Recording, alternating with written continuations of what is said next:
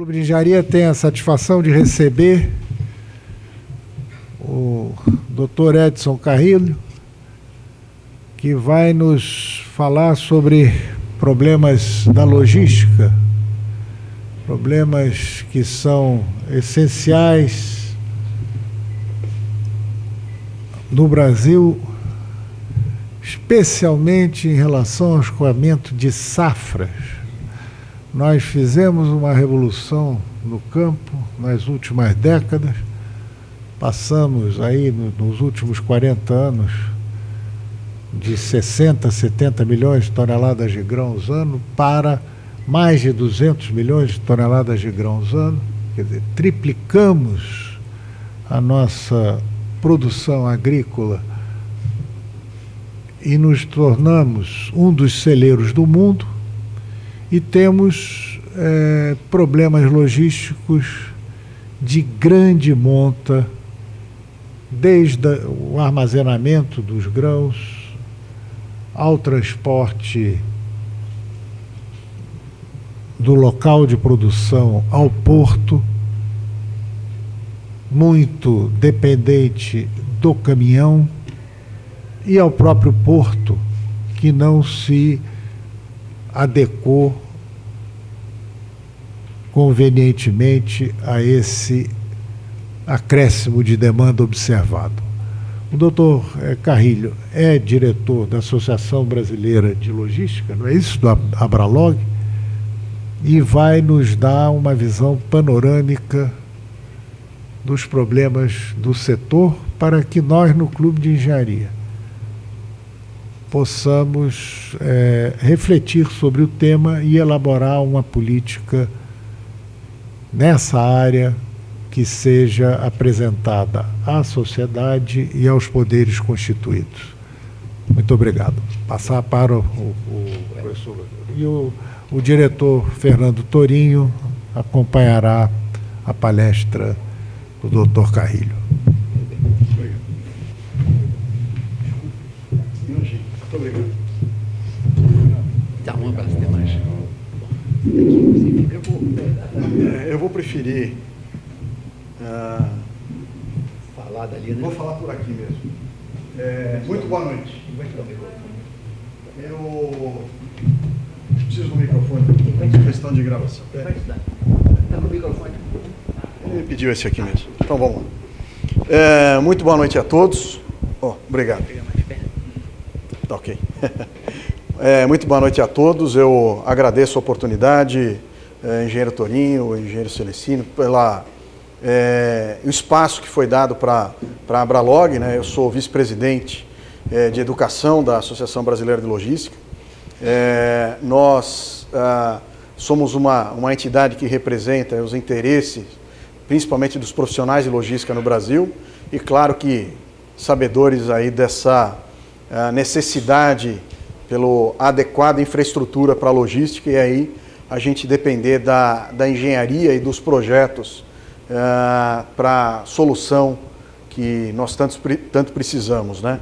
Veja que nós apresentaremos para vocês alguns dados, né, de necessidades do ponto de vista da logística e também quanto a aquilo que já está em andamento, né? Nós temos um gap, eu digo mais, né, um abismo entre a necessidade e exatamente aquilo que nós temos em execução e executado.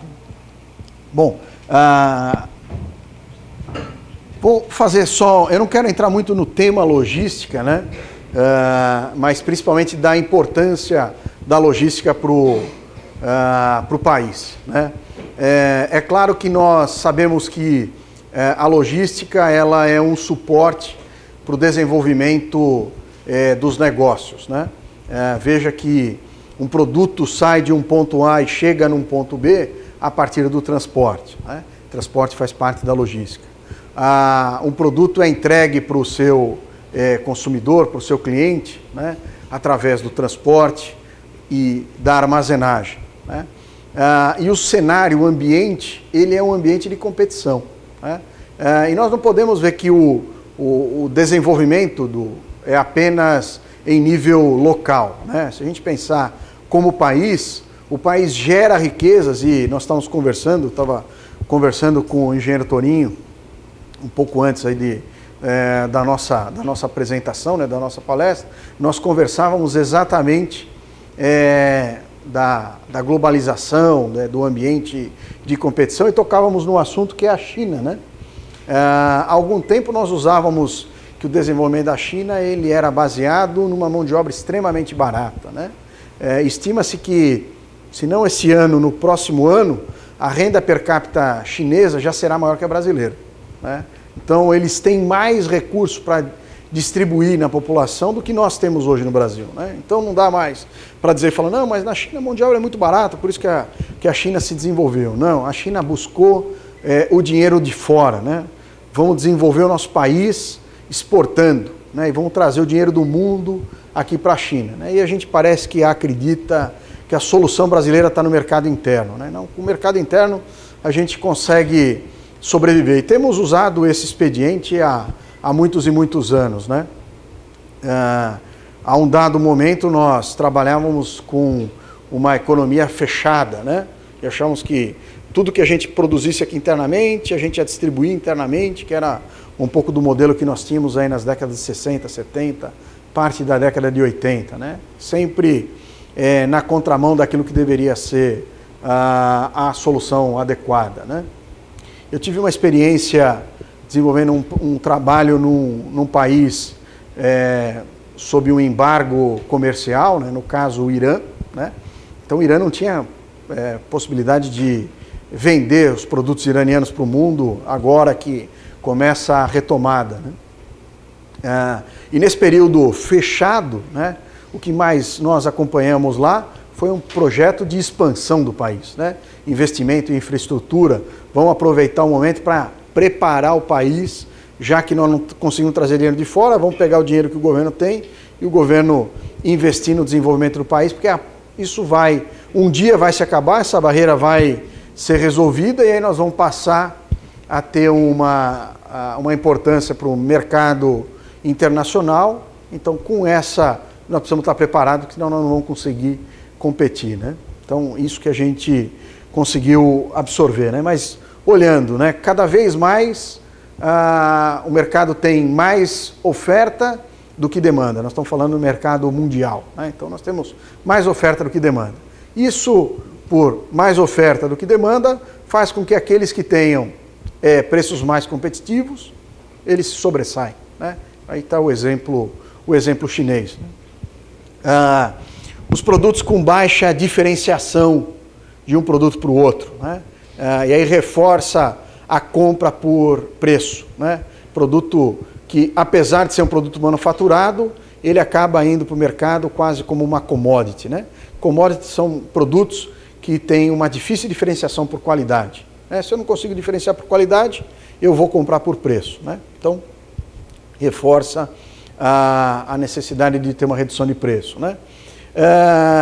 Grandes grupos se consolidando, formando grandes conglomerados, né? Fortalecendo, enfim, os seus negócios, a globalização e um novo componente, que já não é mais tão novo, né? Que é a questão do comércio eletrônico, né? O comércio eletrônico, ele cria, do ponto de vista logístico, um índice de fracionamento muito alto, né? E aí faz com que a logística, né, ela tenha um impacto ainda maior na comercialização de produtos, né? Então, quando você vende grandes quantidades, né, o transporte dessa grande quantidade, né, uma carga grande sendo transportada, ela tem o impacto logístico, ele é menor do que quando a gente tem um fracionamento, né? Então, ao invés de eu fazer a entrega com um grande veículo, a gente tem que fazer uma entrega de carga que a gente chama de fracionada, né? Isso muda a regra, né? Isso muda completamente o jogo, né? Pensando que a logística ela tem um tripé, né? Um suporte para a logística, ela é baseada em nível de serviço, qualidade que a gente vai estar oferecendo, né, para o nosso cliente. O cliente, quando ele faz a solicitação do seu produto, ele espera ter aquele produto sendo entregue quase que imediatamente, né? Quanto mais rápido for entregue, melhor, né? Então, essa entrega rápida, ela desenha uma logística de agilidade, né, de maior fracionamento, né, uma tendência a modos de transporte mais rápidos, né, que vai fazer com que, se eu não tiver uma aproximação com o meu cliente, o meu custo de atender tem um impacto elevado, né? Então, é o nível de serviço. É claro que esse nível de serviço ele não pode ser atendido a qualquer custo, né? Então, se por um lado eu tenho que atender bem, por outro lado eu tenho que atender ao menor custo, né? O impacto na questão de custo para uma empresa, né, da sua logística, ela é crescente, né? Principalmente com as questões de fracionamento. Por isso que a gente começa a ver as empresas tendendo a ter um número maior de centros de distribuição para que ela possa estar o mais próximo possível do seu mercado.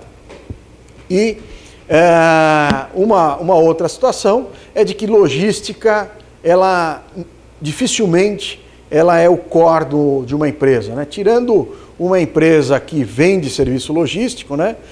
Para quem tem um negócio, né? Ele tem que considerar que a logística ela não é o seu principal negócio, né? Vou citar um exemplo, né? Você imagina um grande varejista, o varejista tem um dilema entre construir um centro de distribuição, e você fala, não, ele precisa, né? O centro de distribuição seria um depósito, local onde que ele vai guardar materiais para que ele possa fazer, então, o abastecimento das suas lojas, né? Então, é entre investir num centro de distribuição ou investir numa nova loja. Seguramente, se ele tem o recurso, se ele tem o dinheiro, ele vai dar o privilégio aí de gastar o dinheiro dele com uma nova loja, ao invés de gastar com um centro de distribuição. A prioridade dele seria o negócio dele e não a logística, né? Então, é um outro dilema que nós temos, né?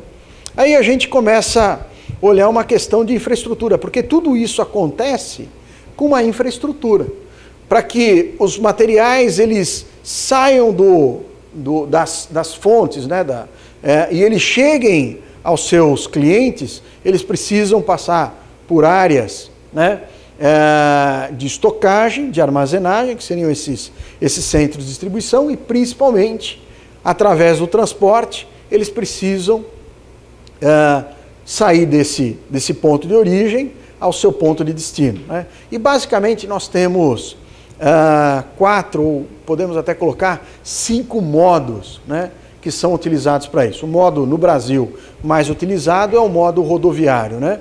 Alguns chamam isso de modal, né?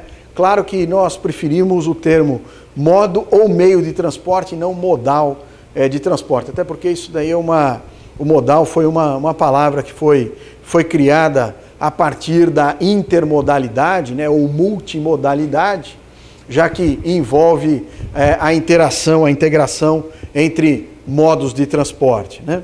Então, do ponto de vista do transporte, né, e olhando o principal modo de transporte, nós temos a rodovia, né? A rodovia, ela tem uma questão de... primeiro que falta rodovia no país, né? Nós não temos rodovia suficiente, apesar do modo de transporte rodoviário ser o mais utilizado, né? Cerca de 60% do transporte é baseado em rodovia. Se nós pegarmos o estado do Rio de Janeiro e São Paulo, né, são os principais estados, nós estamos próximos de 90% da movimentação de cargas é baseada em rodovia, né? Então, aí a gente extrapola a média nacional, né? A gente leva isso para um nível quase que predominante, né? Ou exclusivo do uso do modo rodoviário. Então, nós temos questão de insuficiência, nós vamos ver alguns dados, né? A capacidade, então, da malha rodoviária, ela tem um déficit mesmo em regiões desenvolvidas, né? E também uma inadequação no caso de regiões em desenvolvimento. Se a gente pegar regiões como Nordeste, Norte e Centro-Oeste, né, que são as regiões aí em desenvolvimento, aí nós temos uma deficiência na malha rodoviária ainda mais gritante. Aí nós temos o segundo modo de transporte mais utilizado, que são as ferrovias, né? Olhando para a ferrovia, nós temos uma situação que é a invasão da faixa de domínio, né? Então uma ferrovia, ela tem o seu traçado e ela tem que ter uma distância, mas como essa ferrovia ela cruza alguns centros urbanos, nos centros urbanos, né, as comunidades elas têm uma tendência de se aproximarem e se instalarem ao longo da ferrovia, né? Então, invadindo a faixa de domínio, significa que eu tenho a questão da segurança, então, dessa população, né, que se abriga próximo à ferrovia, fazendo com que a ferrovia precise trabalhar numa velocidade muito menor, né, em alguns casos até com o interrompimento, né, da circulação de composições. Então a gente tem isso. Tem uma outra situação que é crítica, de que a falta de infraestrutura ferroviária faz com que o transporte ferroviário ele tenha uma competição com o transporte de passageiros, né? Isso é bastante gritante na região da Grande São Paulo, né? Então o acesso aqui do Rio de Janeiro para São Paulo, necessariamente a composição ela cruza um trecho de passageiros, a gente não tem uma linha dedicada ao transporte de carga, e é claro que nesse caso o órgão que faz a gestão do transporte, ele dá preferência para o passageiro, né? O passageiro dá voto, a carga não dá voto, então a composição ela vem e quando ela chega nesse trecho de competição, a composição ela fica lá aguardando os momentos, né, em especial noturnos, para que eu tenha, então, quando eu tenho um intervalo maior de transporte de passageiros, eu faço o encaixe de uma composição de carga para ela poder fazer um acesso. Então, isso tem um impacto no nível de serviço do transporte de carga, né? Então, a gente retira o transporte de carga como alternativa, porque o transit time, né, o tempo de trânsito, ele se eleva bastante, né? O tomador do serviço, né, de transporte, ele prefere ter um pouco mais de consistência, né, com o transporte rodoviário. E vejam ainda, né, que o transporte ferroviário, ele não faz o serviço porta a porta, né? Ele quase que necessariamente ele precisa de uma segunda perna, que é uma perna rodoviária, para ele poder fazer a entrega então no cliente, mesmo que seja uma indústria, um grande varejo, que ele precise dessas mercadorias. Então, para que eu não tenha o transbordo e mais todo o tempo, eu faço a migração para o transporte rodoviário.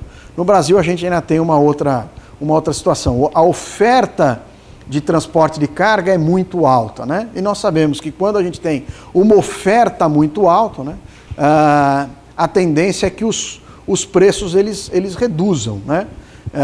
Isso é muito ruim, né? O transporte de carga no Brasil via rodovia, ele tem um custo muito parecido com o transporte ferroviário, né? Pela excessiva oferta que a gente tem em transporte. No momento que a gente está vivenciando, então, hoje, pior ainda, é um ambiente onde que as duas partes perdem, né?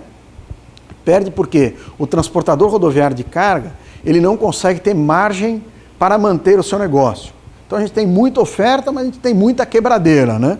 Então, para vocês terem uma ideia, hoje nós temos cerca de 1 milhão de empresas de transporte de carga no país registradas, né? Então é algo assim fora do comum, né? Então 1 milhão de transportadores de carga, né?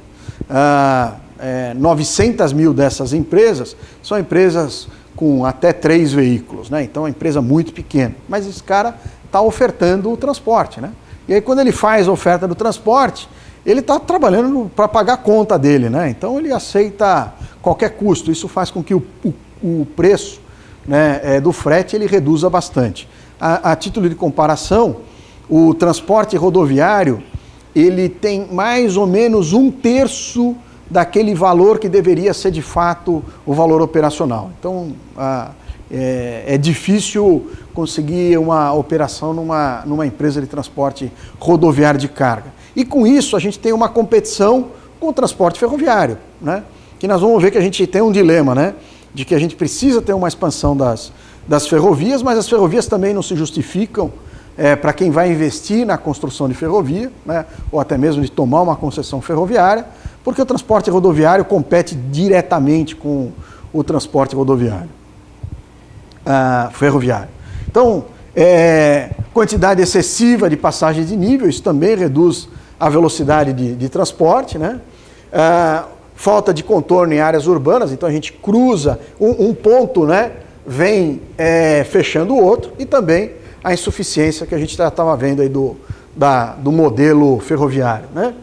Questão de porto, né? Porto, nós temos vários portos organizados ao longo de toda a costa brasileira, o que era de se esperar, né?